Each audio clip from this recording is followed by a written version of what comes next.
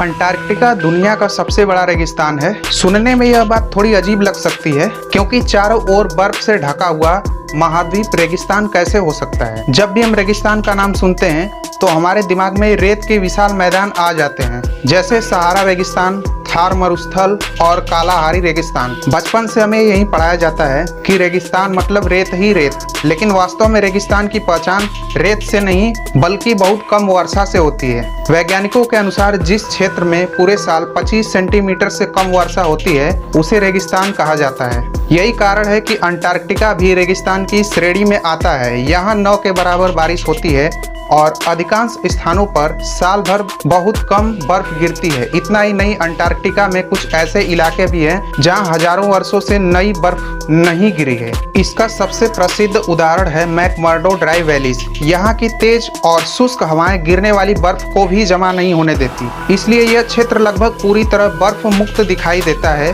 अब आपके मन में सवाल आएगा कि अगर यहाँ इतनी कम बर्फ गिरती है तो अंटार्कटिका में इतने विशाल बर्फ के पहाड़ और मोटी बर्फ की चादर कैसे बन गई। दरअसल ये बर्फ के पहाड़ कुछ वर्षों में नहीं बने, ये लाखों वर्षों में धीरे धीरे जमी बर्फ की परतों से बने हैं। हर साल थोड़ी थोड़ी बर्फ की परतें गिरती रहती है, जिनके दबाव के कारण सख्त होती है और समय के साथ मोटी बर्फ की चादरों में बदल गई। वैज्ञानिकों ने अंटार्कटिका के एलन हिल्स क्षेत्र से लगभग 80 लाख वर्ष पुरानी बर्फ के नमूने भी खोजे हैं। इससे अंदाजा लगाया जा सकता है कि वहाँ मौजूद बर्फ की परतें कितनी प्राचीन हो सकती हैं। वैसे अगर केवल गर्म रेगिस्तानों की बात करें तो दुनिया का सबसे बड़ा गर्म रेगिस्तान सहारा रेगिस्तान है। इसका क्षेत्रफल लगभग 92 लाख वर्ग किलोमीटर है, लेकिन यदि सभी प्रकार के रेगिस्तानों को शामिल किया जाए तो लगभग 1.42 करोड़ वर्ग किलोमीटर क्षेत्रफल वाला अंटार्कटिका दुनिया का सबसे बड़ा रेगिस्तान है। तो अगली बार जब कोई आपसे पूछे कि दुनिया का सबसे बड़ा रेगिस्तान कौन सा है तो जवाब होगा अंटार्कटिका,